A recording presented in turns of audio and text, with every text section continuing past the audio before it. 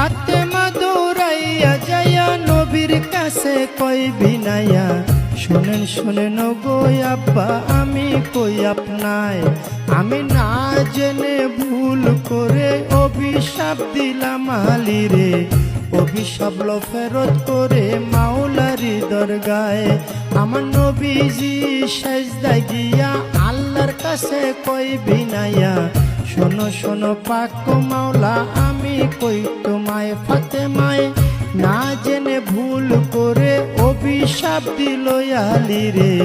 অভিশাপ ফেরত করে নবী কই তোমায়।